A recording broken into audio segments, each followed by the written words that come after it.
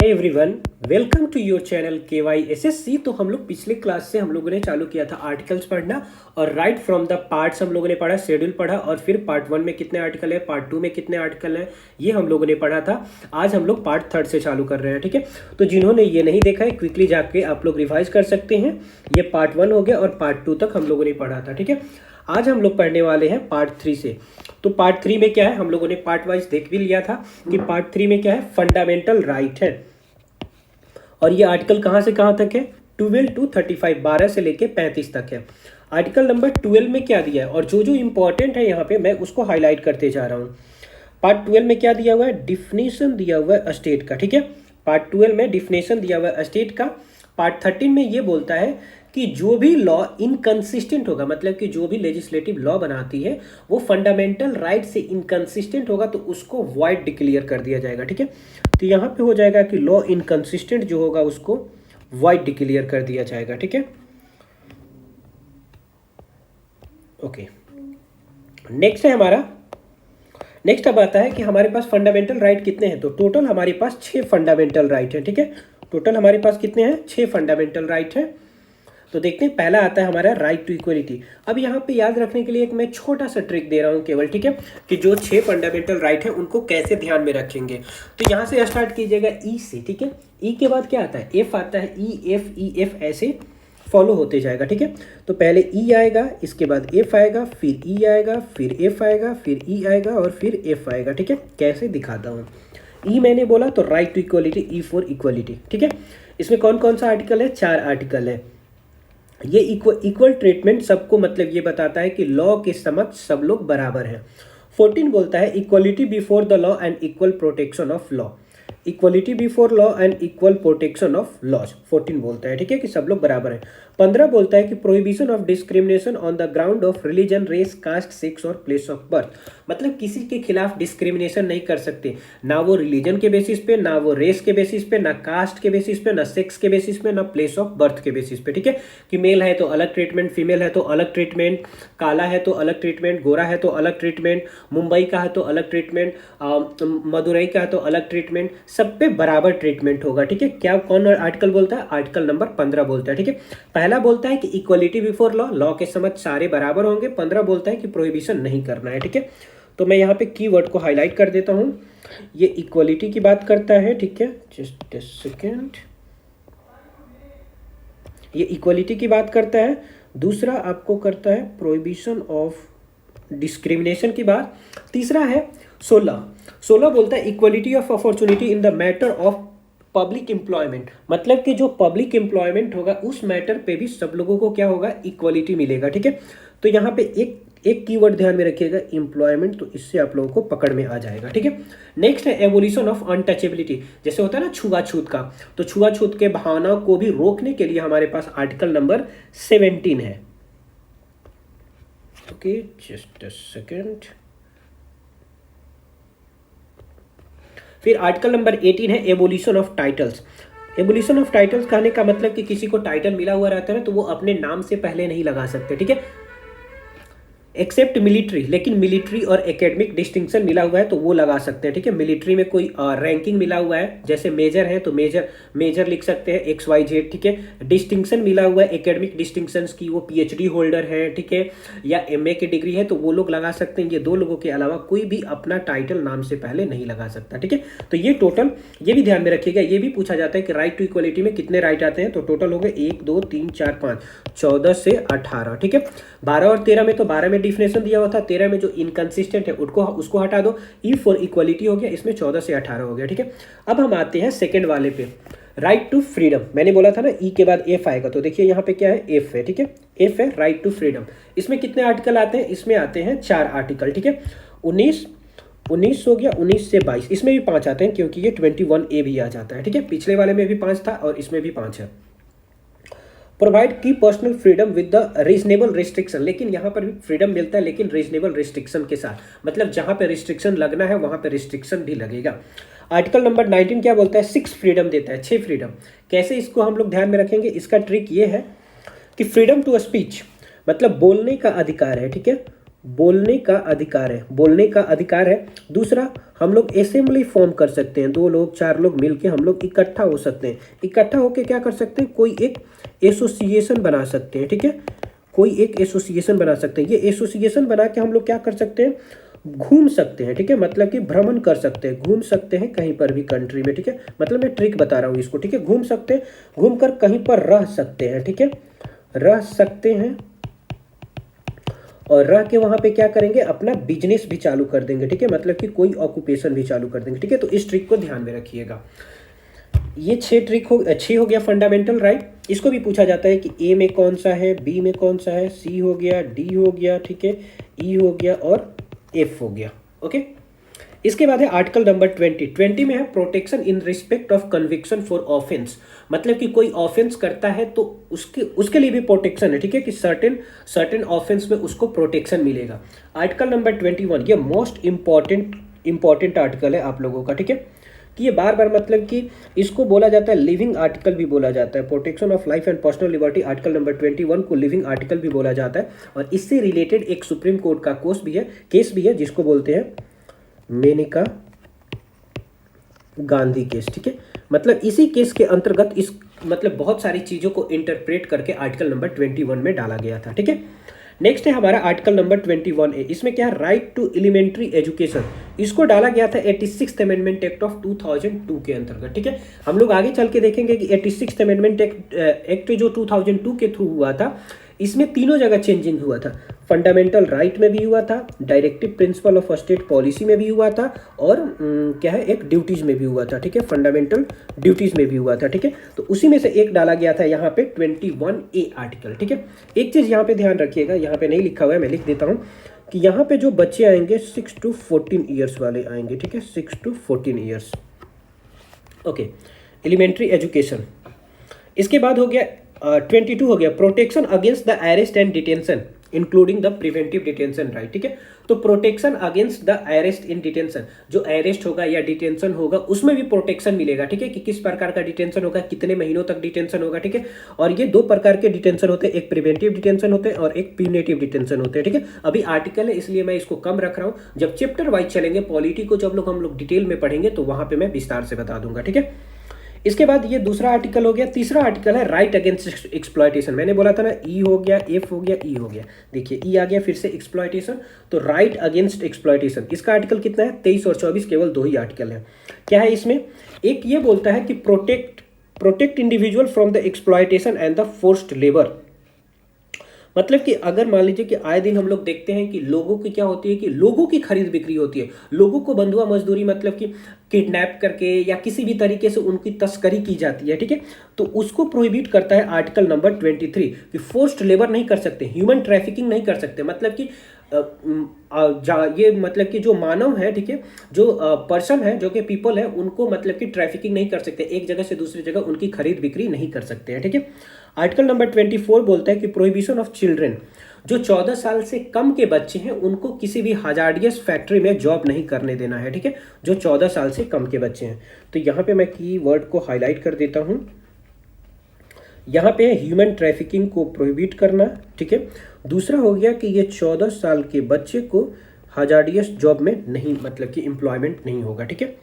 इसके बाद हम लोग आगे चलते हैं, हमारे पास 3 राइट हो गए। इसके बाद चौथा आता है right to freedom and religious, right to freedom of religion. देखिए यहाँ पे ई था, ई के बाद फिर से देखिए एफ आ गया, तो एफ आ गया, ठीक है। तो right to freedom of religion, इसमें टोटल 4 आर्टिकल होते हैं। कौन कौन सा, 25 नंबर, 26 नंबर, 27 नंबर और 28 नंबर, ठीक है। तो इसमें जो पहला आर्टिकल है 25 नंबर का, वो ये बोलता है, ये इंडिविजुअल राइट के बारे में बात करता है, ठीक है। 25 नंबर क्या करता है, इंडिविजुअल राइट के बारे में बात करता है। क्या है, freedom of conscience, right to freely profess, practice and propagation of religion. मतलब एक इंडिविजुअल रिलीजन है, कि एक इंडिविजुअल इंसान है, वो किसी भी रिलीजन को मान सकता है, किसी भी रिलीजन का प्रचार कर सकता है, ठीक है। तो ये इंडिविजुअल पे इंफेसिस करता है, मैं यहाँ पे लिख देता हूँ, ये इंडिविजुअल पे इंफेसिस करता है।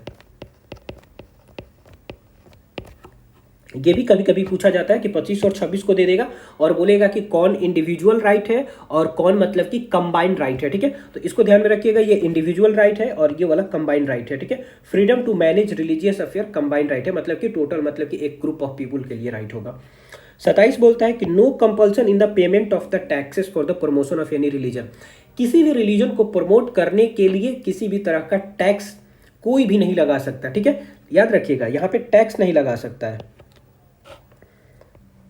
टैक्स नहीं लगा सकता है, ठीक है, लेकिन फी जरूर लगा सकता है, ठीक है, मतलब कि यहाँ पे फी जरूर लग सकता है। जैसे देखते हैं हम लोग किसी मंदिर में या कहीं पर भी जाते हैं, मतलब कि किसी रिलीजियस प्लेस पे भी जाते हैं तो क्या होता है वहाँ पे हमें टिकट लगता है, ठीक है, टिकट देके हम लोग मतलब कि टिकट खरीदते हैं पैसे देके, तो वहाँ पे वो क्या होगा, वो टैक्स नहीं है, वो क्या है, फी है। फी अब किस लिए लगता है, अब वहाँ के इन्वायरमेंट को मेंटेन करने के लिए भी तो पैसे चाहिए ना।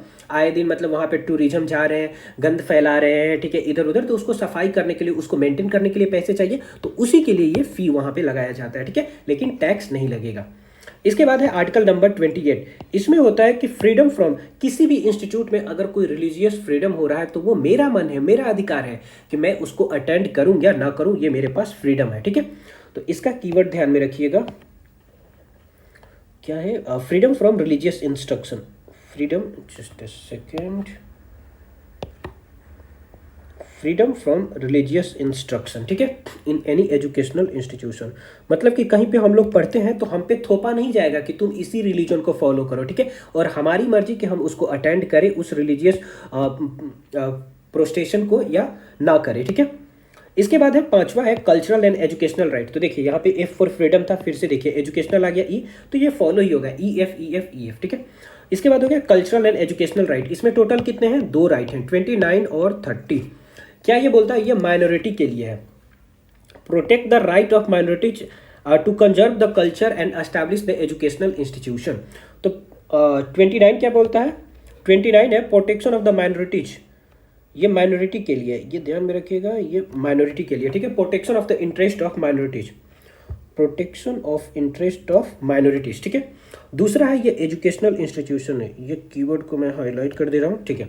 अब देखिए इसमें क्या और क्या है कि protection of interest of minorities, minority के इंटरेस्ट को प्रोटेक्ट करने के लिए आर्टिकल नंबर 29 बनाया गया है। लेकिन एक ध्यान में रखिएगा, ये कितने प्रकार के माइनॉरिटीज में आते हैं, तो दोनों आएंगे।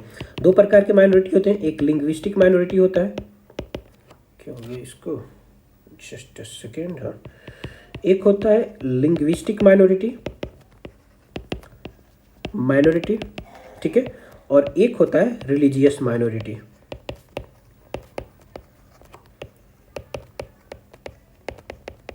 ठीक है, भाषा के आधार पे माइनॉरिटी और रिलीजन के आधार पे माइनॉरिटी, ये दोनों माइनॉरिटी को इसमें इंक्लूड किया गया। एक और बात कि इसमें केवल माइनॉरिटी लोग ही नहीं आते, इसमें मेजोरिटी लोग भी आते हैं। मतलब कि अगर पूछेगा क्वेश्चन एग्जाम में कि क्या आर्टिकल नंबर 29 में केवल माइनॉरिटी ही आते हैं, तो नहीं, आर्टिकल नंबर 29 में माइनॉरिटी भी आते हैं और मेजोरिटी भी आते हैं। और माइनॉरिटी को डिफाइन नहीं किया गया है किसी भी कॉन्स्टिट्यूशन में, मतलब कि अपने इंडियन कॉन्स्टिट्यूशन में कहीं पर भी माइनॉरिटी को डिफाइन नहीं किया गया है। ठीक है, नेक्स्ट है हमारा 6 है राइट टू कॉन्स्टिट्यूशनल रेमेडी। ठीक है, राइट टू कॉन्स्टिट्यूशनल रेमेडी, इसमें जो आर्टिकल आते हैं इसमें हो गया 32 to 35 हो गया। ठीक है, चलिए देखते हैं। अब आप लोग देखते होंगे कि यहाँ पे देख रहे होंगे कि सर 30 आया, 32 आया, 31 कहाँ गया, 31 को रिपील करके 300A में डाल दिया गया under 44th constitutional amendment act of 1978। 1978 में 44th कॉन्स्टिट्यूशनल अमेंडमेंट एक्ट हुआ, उसके थ्रू 31 को 300A में डाल दिया गया। ठीक है, राइट टू कॉन्स्टिट्यूशनल रेमेडी हो गया 32 to 35। Empower the citizen to approach the court to enforce their fundamental right। अगर कहीं पर भी इंडिविजुअल के ऐसा लगे कि मेरी फंडामेंटल राइट जो है वो हनन हो रही है, ठीक है, इन्फ्रिंज हो रही है, तो वो सीधे कहाँ जा सकता है, सुप्रीम कोर्ट जा सकता है, हाई कोर्ट जा सकता है। ठीक है, इसमें अपील की जरूरत नहीं होती है, वो डायरेक्ट सुप्रीम कोर्ट भी जा सकता है। ठीक है, क्योंकि ये ओरिजिनल ज्यूरिसडिक्शन, और जब आप लोग पढ़ते होंगे कि original jurisdiction of supreme court, supreme court के बहुत सारे ज्यूरिसडिक्शन होते हैं, अपीलेट ज्यूरिसडिक्शन होते हैं, ओरिजिनल ज्यूरिसडिक्शन होते हैं, तो फंडामेंटल राइट भी one of the original jurisdiction of supreme court में आता है। मतलब कि कोई डायरेक्ट सुप्रीम कोर्ट पहुंच सकता है, अपील के थ्रू नहीं। ठीक है, डायरेक्ट भी जा सकता है। आर्टिकल नंबर 32 क्या बोलता है, right to move the Supreme Court for the enforcement of the fundamental right. अगर कोई भी मतलब कि उसका फंडामेंटल राइट हनन हो रहा है तो वो डायरेक्ट कहाँ जा सकता है, सुप्रीम कोर्ट। इसी को B.R. अम्बेडकर ने बोला था heart and soul of the constitution, heart and soul of the constitution बोला था इसको B.R. अम्बेडकर जी ने। ठीक है, heart and soul of the constitution. तो ये भी पूछा जाता है कि which article is called as the heart and soul of the constitution. तो आर्टिकल नंबर 32। और ये ध्यान में रखिएगा कि इसमें रीट्स भी होते हैं, 5 रीट्स होते हैं। एक हिबियस कॉर्पस होता है, एक मैंडेमस होता है, एक प्रोहिबिशन होता है, एक सर्चियोरारी होता है और एक क्वे वेरेंटो होता है। ठीक है, अभी के लिए बस इसका नाम ही ध्यान में रखिएगा, बाद में मैं इसका बता दूंगा मीनिंग, क्योंकि अभी मैं बताऊंगा तो ज़्यादा बर्डन होने लगेगा। ठीक है, आर्टिकल नंबर 33 है। 33 ये बोलता है कि parliament have a power to modify the right of armed forces. कब ये आर्म्ड फोर्सेस को मॉडिफाई कर देगा? कि देखिए क्या होता है कि आर्म्ड फोर्सेस है तो आर्म्ड फोर्सेस जैसे मतलब कि क्या बोलते हैं, पुलिस हो गई, ठीक है, या आपको सीआरपीएफ हो गए, ठीक है, या आपको बॉर्डर ऑर्गेनाइजेशन ये बीएसएफ वाले हो गए, ठीक है, या आईटीबीपी वाले हो गए, ठीक है। तो इन लोगों के पास क्या होता है कि बहुत सारे ऐसे भी तो इन्फॉर्मेशन होंगे ना कि जिसको पब्लिकली अनाउंस नहीं करना होगा, ठीक है। तो इसीलिए इनके राइट को इन्फ्रिंज किया जाता है सीक्रेसी के लिए, ठीक है, कि ताकि मतलब कि जो बात को सीक्रेट रखना है वो पब्लिकली रिवील ना कर पाए। इसलिए parliament power to modify the right of armed forces, armed forces के पावर को वो रोक भी सकती है, वो कहीं कहीं पर उसको बंद कर सकती है कि तुम्हारे पास ये फंडामेंटल राइट तुम इंटरटेन नहीं कर सकते हो फॉर द क्या बोल सकते हैं कि अपने देश अपने कंट्री को बचाने के लिए, ठीक है। इसके बाद हो गया article number 34, restriction of the right during a martial law. अब कहीं कहीं पे मार्शल लॉ लग जाएगा, ठीक है, मार्शल लॉ या इमरजेंसी लग गया, ठीक है। तो उसमें क्या होगा कि बहुत सारे फंडामेंटल राइट को एक्सेप्ट 20 एंड 21, 21 और 20 और 21 को छोड़ के बाकी सारे फंडामेंटल राइट को सस्पेंड कर दिया जाता है।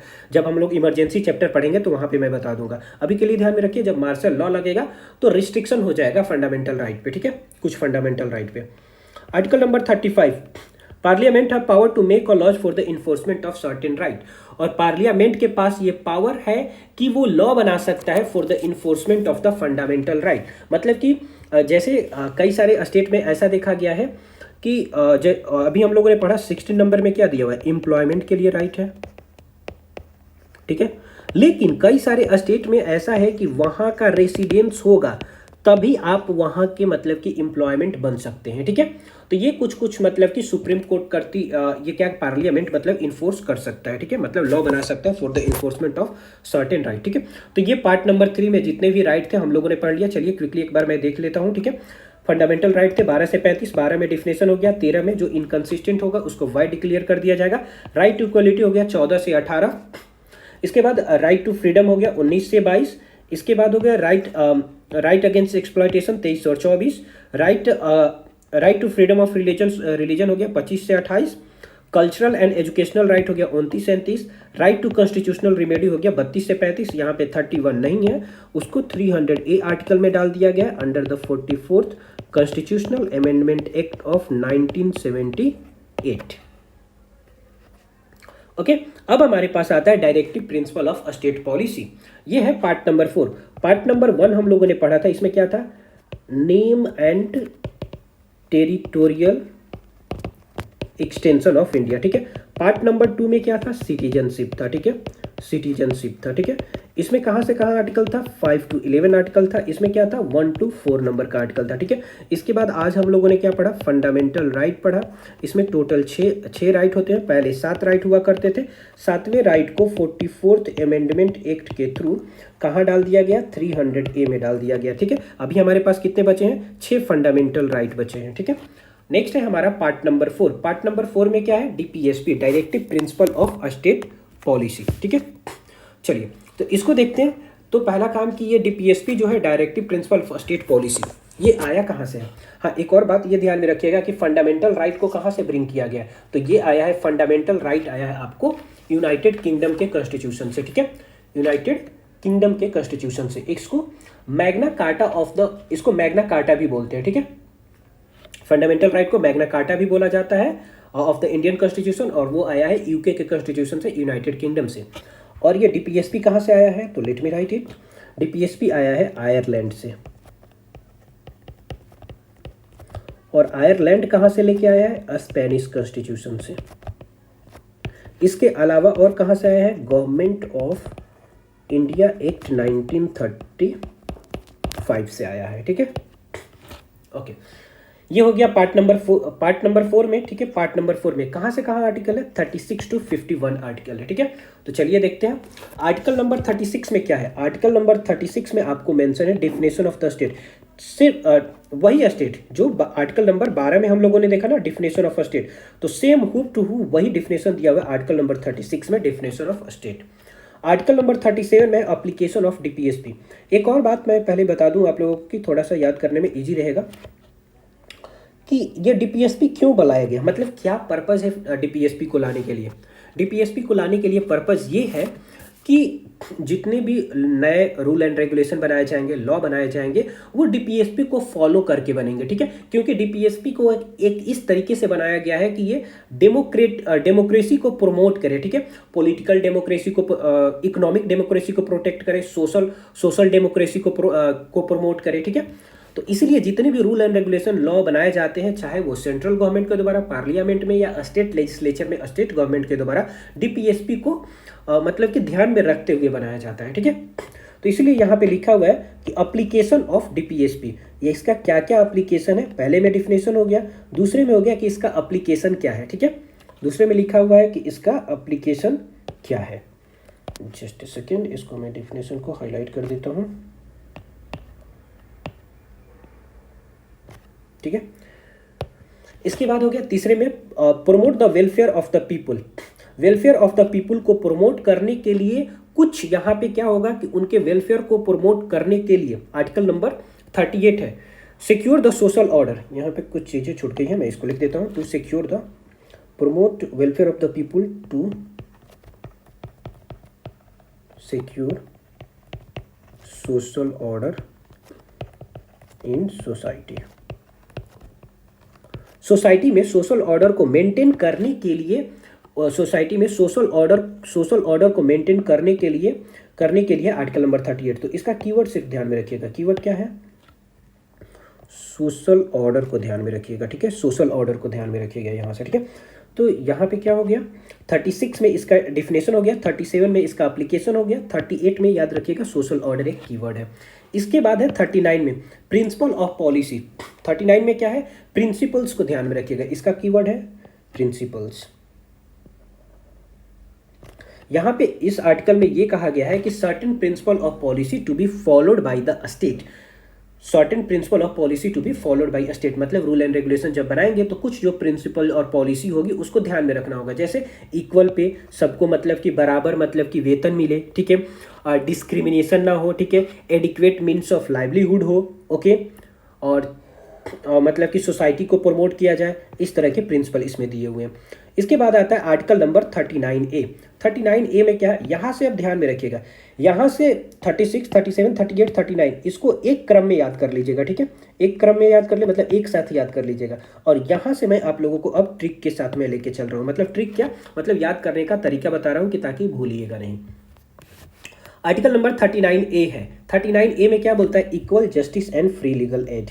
मतलब कि जो भी सोसाइटी में लोग रहते हैं, चाहे वो लोअर सेक्शन के हों या अपर सेक्शन के हों, ठीक है, अगर किसी के साथ इनजस्टिस हो रहा है तो सबको मतलब कि न्याय मिलेगा और उसके लिए फ्री लीगल एड मिलेगा। मतलब कि कोई ज़रूरी नहीं है कि उसको मतलब कि पैसा लगेगा कोर्ट में जाने के लिए, फ्रीली उसको मतलब कि लीगल एड मिलेगा, ओके। ये ध्यान में रखिएगा कि कोई भी सोसाइटी में अन्याय किसी के साथ नहीं होना, कोई भी एक छोटे तबके का हो या बड़े तबके का हो, अन्याय नहीं होगा। ये आर्टिकल नंबर 39A सुनिश्चित करेगा। इसके बाद हम चलते हैं गांव में। गांव में क्या होता है, 3 tyre of Panchayati Raj system है ना, उसी में से ये गांव में एक होता है पंचायत। 40 में ध्यान रखिएगा, हम गांव में चले गए पंचायत, ठीक है, पंचायत।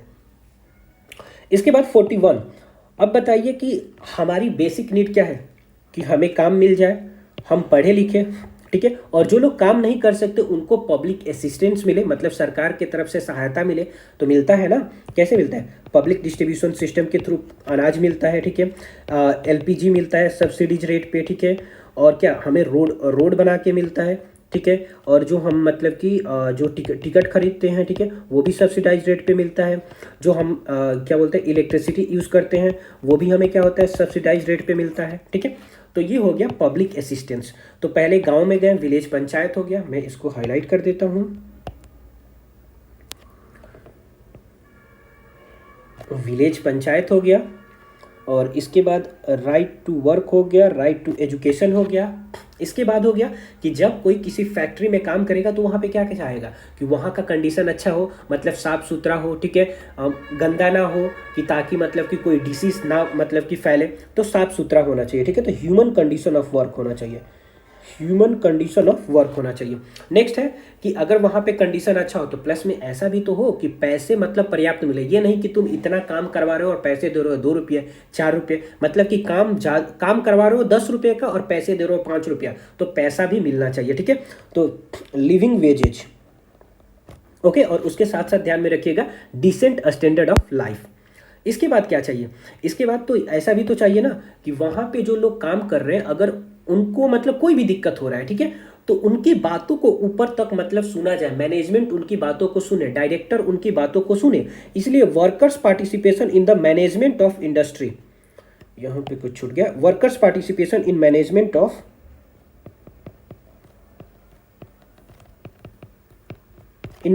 ऑफ इंडस्ट्री, ठीक है। वर्कर्स का पार्टिसिपेशन होना चाहिए in management of industry, okay. इसके बाद है आर्टिकल नंबर 44 में है इन्फॉर्म सिविल कोड। इसको तो नहीं आप लोग भूलिएगा, जहां से भी आप लोग पढ़ते होंगे 44 नंबर का है, ठीक है। दोनों समान है, ठीक है, समान 4 दोनों हो गया, इक्वल है, और सबके लिए मतलब किस इन्फॉर्म सिविल कोड हो जाए। इन्फॉर्म सिविल कोड किससे रिलेटेड है थोड़ा सा मैं बता दे रहा हूँ। जैसे कि जो पर्सनल लॉ होते हैं ना, जैसे मुस्लिम के लिए अलग पर्सनल लॉ है, ठीक है, हिंदू के लिए अलग पर्सनल लॉ है, तो उनको देख के मतलब किसी भी अलग अलग रिलीजन को देख के नहीं, सबको कंबाइन पर्सनल लॉ हो जाए। पर्सनल लॉ में जैसे क्या बोलते हैं, जैसे मैरिज एक्ट हो गया, ठीक है, मैरिज एक्ट हो, तो ये सारे पर्सनल लॉ में आते हैं, तो सबके लिए समान हो जाए इन्फॉर्म सिविल कोड 44 ये सुनिश्चित करेगा, ठीक है। और कौन सा स्टेट है जहां पे यूसीसी लागू हो चुका है, तो वो है आपको केवल और केवल यूके है, दैट इज यूनाइटेड किंगडम, ठीक है। यूके कहाँ है, तो यूनाइटेड किंगडम ऐसे आइएगा तो यहाँ पे क्या है, लद्दाख है, जम्मू एंड कश्मीर है, ये क्या है, हिमाचल प्रदेश है, और यहाँ पे है यूनाइटेड किंगडम, ठीक है, सॉरी यूनाइटेड किंगडम नहीं, उत्तराखंड, ठीक है। इसके बाद हो गया article number 45। Article number 45 early childhood care and education, ये भी ऐड किया गया था 86th कॉन्स्टिट्यूशनल अमेंडमेंट। अभी जो हम लोगों ने पढ़ा ना, आर्टिकल नंबर 21A को ऐड किया गया था 86th constitutional amendment act of 2002। तो मैंने उसी टाइम बताया कि ये तीनों में फंडामेंटल राइट में भी ऐड किया गया था, डीपीएसपी में भी ऐड किया गया था, और फंडामेंटल ड्यूटी में भी ऐड किया गया था। तो यहाँ पे तो आर्टिकल नंबर 21A को ऐड किया गया, डीपीएसपी में 45 में चेंजेस किए गए, ठीक है। और यहाँ पर भी देखेंगे कि 11th नंबर का फंडामेंटल ड्यूटी ऐड किया गया है, ठीक है। आगे देखेंगे तो 45 क्या है, early childhood care and education है, ठीक है, early childhood care and education. तो यहाँ पे मैं हाईलाइट कर देता हूँ कीवर्ड को, एजुकेशन ध्यान में रखिएगा, ठीक है, जस्ट ओके डन। इसके बाद है आर्टिकल नंबर 46, ये बोलता है education and economic interest of weaker section. मतलब आर्टिकल नंबर 45 भी 46 की ही बात करता है, लेकिन यहाँ पे डिफरेंस क्या है उसके सब्जेक्ट मैटर में और इसके सब्जेक्ट मैटर में। ये ओवरऑल ये क्या बोल रहा है, ये सबके लिए बात कर रहा है, ठीक है, और ये केवल वीकर सेक्शन के लिए बात कर रहा है। आर्टिकल नंबर 46 केवल जस्ट सेकेंड, ये केवल वीकर सेक्शन के लिए बात कर रहा है, ठीक है। दोनों चाइल्डहुड केयर एंड एजुकेशन की ही बात कर रहे हैं, लेकिन ये वीकर सेक्शन के लिए बात कर रहा है और ये ओवरऑल यूनिवर्सल बात कर रहा है और ये वीकर सेक्शन के लिए बात कर रहा है, ठीक है। मतलब और एक और चीज़ मैं बता दूं, जितने भी फंडामेंटल राइट हैं हमारे पास, इनको 3 कैटेगरी में कैटेगराइज किया गया है, ठीक है। एक हो गया आपको गांधीयन प्रिंसिपल पे काम करता है, ठीक है, और एक आपको काम करता है सोशल प्रिंसिपल पे काम करता है, और एक काम करता है आपको मोरल प्रिंसिपल पे काम करता है, ठीक है। एक मोरल हो गया, एक सोशल हो गया और एक गांधीयन हो गया, ठीक है। तो यहाँ पे मतलब कि मैं अभी अलग अलग करके नहीं दे रहा हूँ, क्योंकि बहुत सारा कम्बरसम हो जाएगा, मैं सबको अलग अलग करने लगूंगा, तो बाद में जब चैप्टर पढ़ेंगे तो वहाँ पे डिटेल में पढ़ लेंगे, ठीक है। इसके बाद हो गया 47। तो ये बताइए कि ये जो बच्चे पढ़ेंगे तो इनको खाने के लिए भी तो कुछ चाहिए ना। तो अब खाना हो गया क्या, to reach the nutrition and the public health, to reach the nutrition and public health, nutrition से ध्यान में रखिएगा, ठीक है। अब तो इनको क्या चाहिए, न्यूट्रिशन कहाँ से हमें मिलता है, एनिमल से मिलेगा, नहीं तो एग्रीकल्चर से मिलेगा, ठीक है। 2 ही जगह से तो हमें फूड मिलता है ना, या तो उसका सोर्स एग्रीकल्चर प्लांट होगा, नहीं तो एनिमल होगा। तो ऐसे कनेक्ट कर लीजिएगा, let me underline it. Agriculture and animal husbandry, ठीक है। तो अब क्या करना होगा कि जहाँ पे एनिमल और एग्रीकल्चर रहते हैं उस इन्वायरमेंट को हमें प्रोटेक्ट भी तो करना होगा, ठीक है। तो क्या होगा, protection of environment and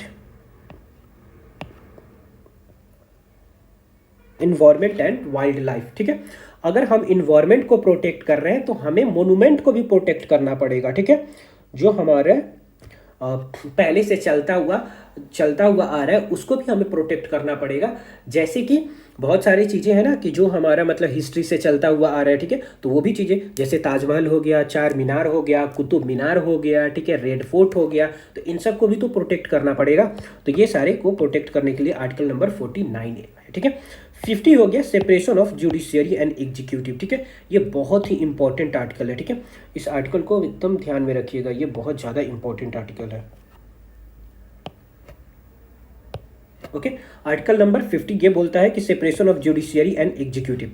article number 51 बोलता है promotion of international peace and security. International peace और सिक्योरिटी को प्रमोट करने के लिए आर्टिकल नंबर 51 है, ठीक है।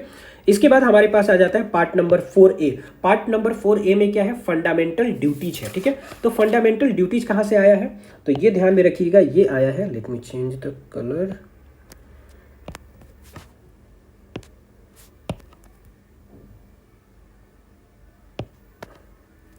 और ये तो पीला है कहाँ, चलो हाँ चलिए, ये आया है फंडामेंटल ड्यूटीज।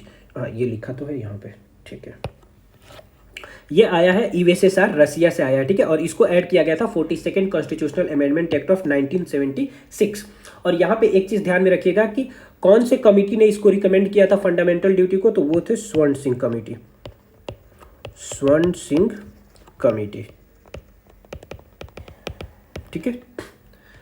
ओके, और इनिशियली टोटल 10 था, ठीक है, और बाद में 11th को ऐड किया गया, वही जो है 86th constitutional amendment act of 2002 के थ्रू, ठीक है। तो चलिए क्विकली इसको देख लेते हैं। अब देखिए ABCD है यहाँ पे, तो कैसे ध्यान रखेंगे, ए हो गया, ए में क्या बोलता है, to abide by the constitution, every citizen of India shall abide by the constitution, A for abide हो गया, ठीक है।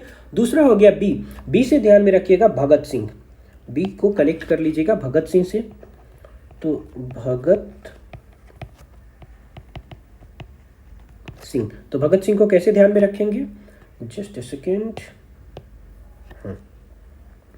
नेशनल स्ट्रगल, तो नेशनल स्ट्रगल में तो ये भी तो थे ना, ठीक है, मतलब फ्रीडम फाइटर तो ये भी थे, तो बी से भगत सिंह ध्यान में रखेंगे।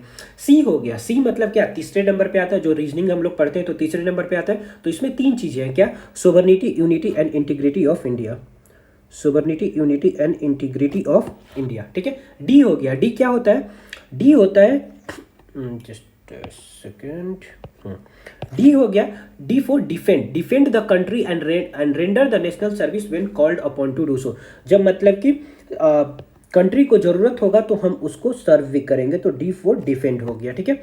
ई हो गया, ई क्या होता है कि ई 5 होता है, ठीक है।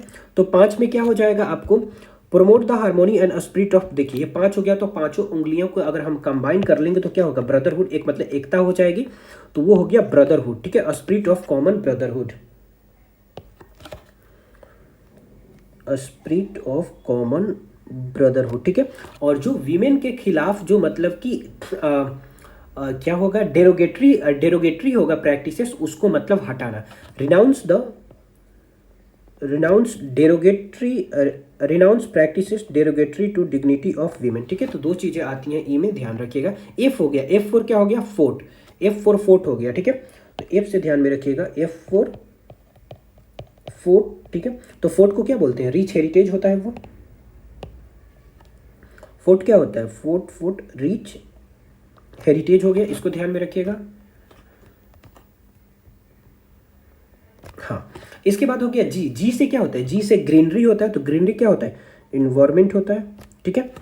जी हो गया ग्रीनरी, इन्वायरमेंट, ठीक है।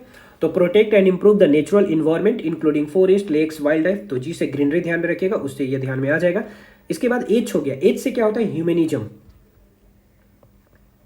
एच से humanism, develop the scientific temper, humanism and the spirit of inquiry and reform, तो एच से ह्यूमनिज्म ध्यान में रखिएगा। आई से क्या होता है, आई से होता है ना कि आंख दिखाता है, ठीक है, आई फॉर आई, एक पढ़े ना ये प्रोवर्ब जो होता है, I for I, I for I आप लोगों ने प्रोवर्ब पढ़ा होगा, आँख के बदले में आँख, आई फॉर आई मतलब कि वायलेंस, ठीक है। तो ये वायलेंस से रिलेटेड है, ठीक है, आँख दिखाता है, ठीक है। तो ऐसे ध्यान में रखिएगा। आई हो गया टू एजर द वायलेंस, ठीक है। जे हो गया, जे जे जे जटेजा को जानते हैं ना, जे से जटेजा ध्यान में रखिएगा, ठीक है। जे से हो गया जटेजा, जटेजा, ठीक है। तो जडेजा देखते हैं जो इंडियन क्रिकेटर हैं, वो क्या है, ऑलराउंडर है, ठीक है। तो ऑलराउंडर मतलब कि बैटिंग भी करता है, फील्डिंग भी करता है, बॉलिंग भी करता है। तो उसी से मतलब ये ट्रिक है, एक्सलेंस इन ऑल अस्पेयर्स, ठीक है, all aspects of individual and collective activity so that the nation constantly rises to the higher level of endeavor and the achievement। तो एक्सेलेंस मतलब सारे एस्पेयर में, और ये हो गया आपको 86th अमेंडमेंट से ये जोड़ा गया, जो कि किससे रिलेटेड होगा, ये बच्चों से रिलेटेड होगा, एजुकेशन से। Provide opportunity for the education to their child and the word between the fundamental right 6 to 14। तो ध्यान में रखिएगा, फंडामेंटल राइट और फंडामेंटल ड्यूटी में जो उम्र है बच्चों का वो कंसिडर किया गया 6 to 14 ईयर वाले के लिए, ठीक है। और फंडामेंटल ये क्या हुआ, डीपीएसपी में कंसिडर किया गया 0 to 6। कैसे ध्यान में रखेंगे, दोनों में एफ आ रहा है, फंडामेंटल, तो दोनों में 6 to 4 हो जाएगा और इसमें 0 to 6 हो जाएगा डीपीएसपी, ठीक है।